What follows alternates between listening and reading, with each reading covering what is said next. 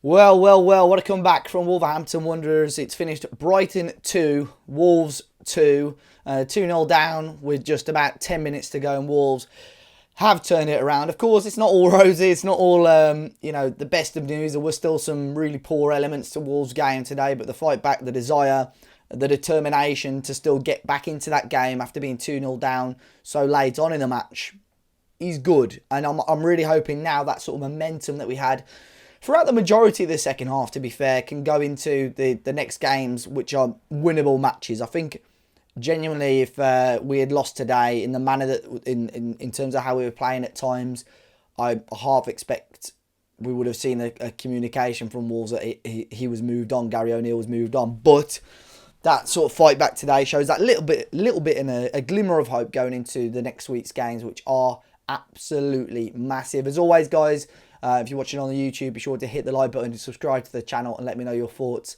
on the match and the result in the comment section down below. Just the one change to last week's lineup, we saw Tommy Doyle come in for Andre.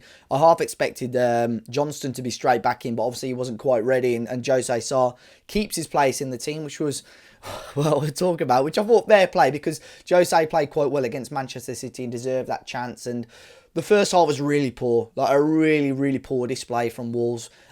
Look, I think with the back five, it can work, which we saw last year. We scored a good amount of goals with the back five, I felt, and sort of our form dropped off when the squad depth was just non-existent. But when we had a fully fit squad and full strength squad, we could play really good football with the back five. Today was just the opposite of that. It was almost as if we were playing again against Manchester City, 11 men behind the ball for large periods of the first half, and really poor in terms of being urgent and trying to break out and, find the forward players. There was just no urgency and pace from Wolves whatsoever, and the sort of the turnovers and the losing of possession was really frustrating to watch. Saar was forced into some good saves. They've got the midfielder there. I think it's Belieber, Brighton, who's a fantastic, because he hit the ball so sweetly. And he hit one from range from the edge of the box after a corner. And Saar, got a strong hand behind it out for another corner. Made another one or two good saves as well. But then you get closer to half-time, 0-0. You think, okay, let's build on this for the second half. And it's just a daft error. And unfortunately, again, it's come from Jose Sarr. And unfortunately, again, it's from his distribution. Really poor kick from him out of his hands. Straight to a Brighton player. Barely gets past halfway through our own half. And they can bring it back forward, and it's floated back through to Danny Welbeck, who still has a little bit of work to do, but he's been on great form this season, Danny Welbeck, and he slots it past Sarr. And you could see, he was upset about what he'd done. I think he knew that there was an error. Going to half time 1-0 down, it was frustrating. Part of me thinks, and this sounds absolutely stupid, so correct, tell me if I'm being stupid in the comment section. I think if we went in at 0-0 at half-time, Gary would have stuck with that game plan, and arguably it could have been an even more difficult watch throughout the second half. So that sort of goal that we conceded has sort of spurred us on to have to make changes, and we saw two pretty, fair play changes. Pablo Sarabia has come on, who's barely had a kick all season, and Carlos Forbes came on. So Lamina came off, which was a bit of a surprise, and Totti, who was on a booking, came off as well. And I felt we did. It wasn't perfect, but we looked a hell of a lot better in the second half in terms of holding on to the possession. Yes, it was still sloppy at times and giving the ball away, but we looked like we had a little bit more going forward. Of course, naturally, some of that will be Brighton just sitting back a little bit more to sit on their lead. But with about 20 minutes to go, around the 70th minute mark, the sort of commentator was like, and you could tell there was almost like an atmosphere around the Amex there, although they're in a good position in the Premier League table. I mentioned it on the preview. They've dropped points at home to Ipswich and Bournemouth, and they've been in winning positions before, or good positions, and thrown it away. So I think they all knew that could still happen. And we were just testing. We were knocking the door, getting in behind. Not really testing the goalkeeper enough, but certainly causing slight issues and making their defence think about things. But then ultimately the second goal goes in and Brighton go 2 up. And I think that's game over. It was actually Forbes who lost the ball. Walls all over the place defensively, and it's through to Evan Ferguson. It was a good run forward by Lamptey, finds Ferguson, and sort of Doyle is almost sort of stood on him, and it sort of maybe blocks the view slightly for Sarr and goes through Doyle's legs and into the back of the net across goal.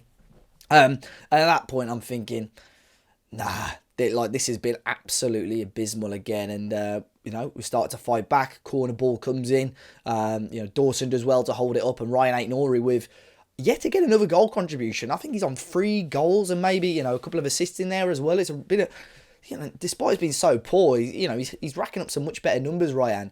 And fires it in, and a goal for us to get back into the game. Really, a slight glimmer of hope. But Brighton just really didn't know what hit them at this point, and we. If you haven't watched the highlights yet, after this, go and watch it back, because the equaliser is just phenomenal by Tommy Doyle. Now, Tommy had an okay game today. I felt like, in terms of, again, a little bit sloppy at times in possession, as everyone was, to be honest. Even Pablo Sarabia, I thought, came on and made an impact, but was sloppy at times as well. But this is unbelievable by Tommy Doyle, where, Wolves lose out on the ball and Brighton are breaking. It's a 4-on-1 for Brighton. They have to score. They have to make it 3-1, and that kills the game off. And somehow Tommy Doyle intercepts it, plays a brilliant ball up to Cunha. Cunha's driving forward, got 3-4 men in the box, and Brighton are just backing off and backing off and backing off. And I'm screaming, shoot, shoot. He's fired it across goal, takes a bit of a deflection, clips the bar. It looks like it's going to bounce out, but it bounces just into the back of the net. And I saw, the limbs in the stands from the Wolves fans. It was, fantastic, because just felt like a little sigh of relief. It's not completely, the perfect scenario for Wolves, because obviously we need to get that first win. That still evades us at the moment. But in terms of a fight back and a performance from being down and out, and for me, someone at Wolves pressing that red button and letting Gary O'Neill go on, all of a sudden we go into the next week's game with a little bit of excitement and a little bit of, if we could perform like that, and that showed the back four, worked better. And I think you need the right players. Pablo Sarabia in that team just adds that little bit of creativity, and just of him, he can work hard, but some of the through balls he was playing, some of the way that we were able to keep possession a little bit more, I just felt that quality was what Wolves have missed and lacked at times. And again, it gives Gary O'Neill, for me, a bit of a thinking to do before the next game, and for the lineup against Palace, I think it is next weekend. But look, nice to get another point on the board, especially after being pretty much down and out. We're off the foot of the table, which is obviously nice, but a hell of a lot of work to do. It's not all sorted. Wolves have got so much work to do. Next week are the big games. Next week are where we've got to get those 3 points. But guys, let me know your thoughts in the comment section down below. Be sure to hit the like button, subscribe to the channel, and enjoy the rest of the weekend, and I'll catch you next time.